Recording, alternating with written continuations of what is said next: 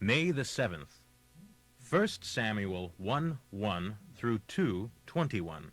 This is the story of Elkanah, a man of the tribe of Ephraim, who lived in Ramathaim Zophim in the hills of Ephraim. His father's name was Jeroham. His grandfather was Elihu. His great-grandfather was Tohu. His great-great-grandfather was Zuph. He had 2 wives, Hannah and Peninnah. Peninnah had some children, but Hannah didn't. Each year Elkanah and his families journeyed to the tabernacle at Shiloh to worship the Lord of the heavens and to sacrifice to him. The priests on duty at that time were the 2 sons of Eli, Hophni and Phinehas. On the day he presented his sacrifice, Elkanah would celebrate the happy occasion by giving presents to Peninnah and her children. But although he loved Hannah very much, he could give her only one present, for the Lord had sealed her womb. So she had no children to give presents to. Peninnah made matters worse by taunting Hannah because of her barrenness. Every year it was the same, Peninnah scoffing and laughing at her as they went to Shiloh, making her cry so much she couldn't eat. Elkanah would exclaim, "What's the matter, Hannah? Why aren't you eating? Why make such a fuss over having no children? Isn't having me better than having 10 sons?" One evening, after supper, when they were at Shiloh, Hannah went over to the tabernacle. Eli the priest was sitting at his customary place beside the entrance. She was in deep anguish and was crying bitterly as she prayed to the Lord. And she made this vow. O Lord of heaven, if you will look down upon my sorrow and answer my prayer, and give me a son, then I will give him back to you, and he'll be yours for his entire lifetime, and his hair shall never be cut. Eli noticed her mouth moving as she was praying silently, and hearing no sound, thought she had been drinking. He demanded, "Must you come here drunk? Throw away your bottle." Oh, no, sir. I'm not drunk, but I'm very sad, and I was pouring out my heart to the Lord. Please don't think that I am just some drunken bum. In that case, cheer up. May the Lord of Israel grant you your petition, whatever it is. Oh, thank you, sir. she exclaimed, and went happily back and began to take her meals again. The entire family was up early the next morning and went to the tabernacle to worship the Lord once more. Then they returned home to Ramah, and when Elkanah slept with Hannah, the Lord remembered her petition. In the process of time, a baby boy was born to her.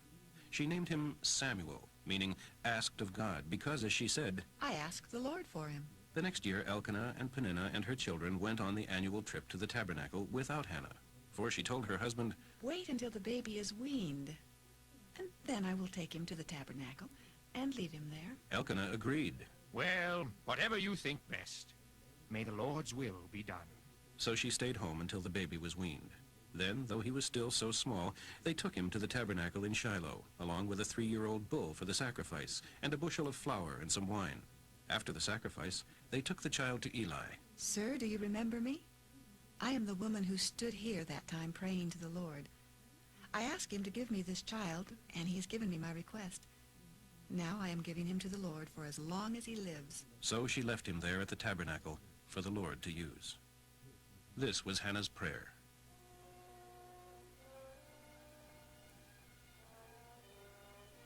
How I rejoice in the Lord, how he has blessed me. Now I have an answer for my enemies, for the Lord has solved my problem. How I rejoice. No one is as holy as the Lord. There is no other God nor any rock like our God. Quit acting so proud and arrogant. The Lord knows what you have done, and he will judge your deeds. Those who were mighty are mighty no more. Those who were weak are now strong. Those who were well are now starving. Those who were starving are fed. The barren woman now has 7 children. She with many children has no more. The Lord kills, the Lord gives life. Some he causes to be poor and others to be rich. He cuts one down and lifts another up. He lifts the poor from the dust, yes, from a pile of ashes, and treats them as princes sitting in the seats of honor. For all the earth is the Lord's, and he has set the world in order.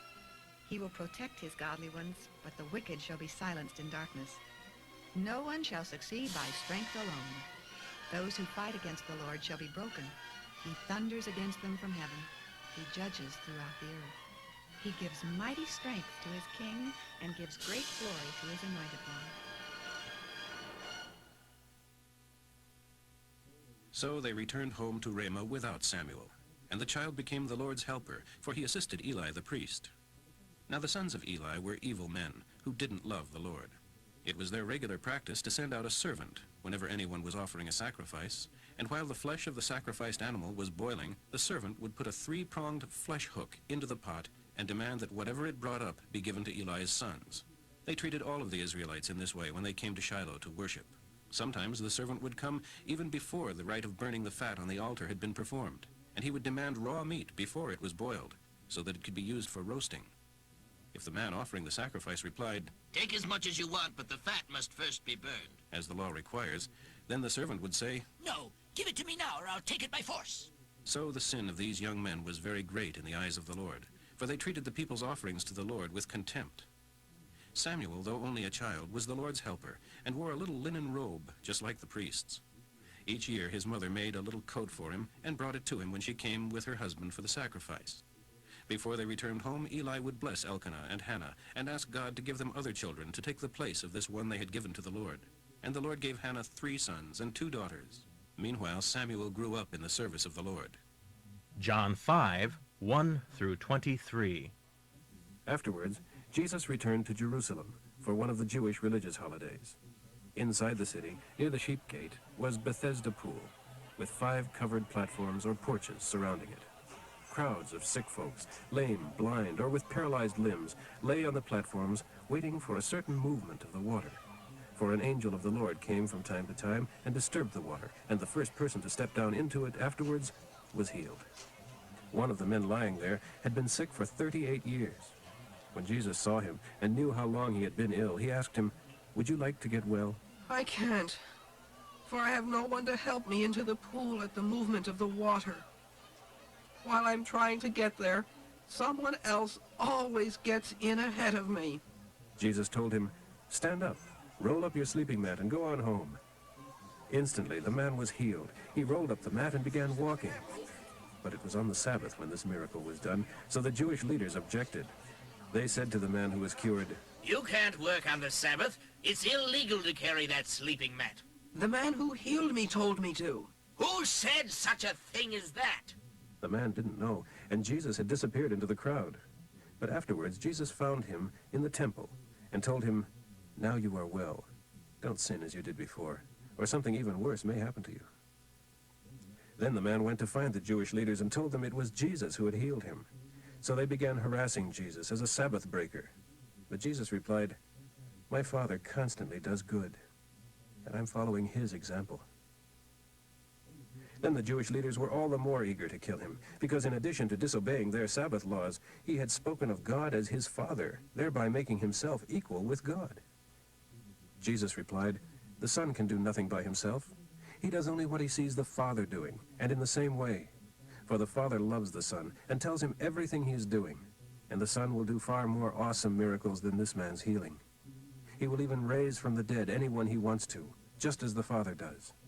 And the Father leaves all judgment of sin to his Son, so that everyone will honor the Son just as they honor the Father. But if you refuse to honor God's Son, whom he sent to you, then you are certainly not honoring the Father. Psalm 105, 39 through 45. He spread out a cloud above them to shield them from the burning sun, and gave them a pillar of flame at night to give them light. They asked for meat, and he sent them quail, and gave them manna, bread from heaven. He opened up a rock, and water gushed out to form a river through the dry and barren land. For he remembered his sacred promises to Abraham, his servant. So he brought his chosen ones singing into the promised land. He gave them the lands of the Gentiles, complete with their growing crops. They ate what others planted. This was done to make them faithful and obedient to his laws. Hallelujah. Proverbs for today, 14:28 through 29. A growing population is a king's glory. A dwindling nation is his doom. A wise man controls his temper. He knows that anger causes mistakes.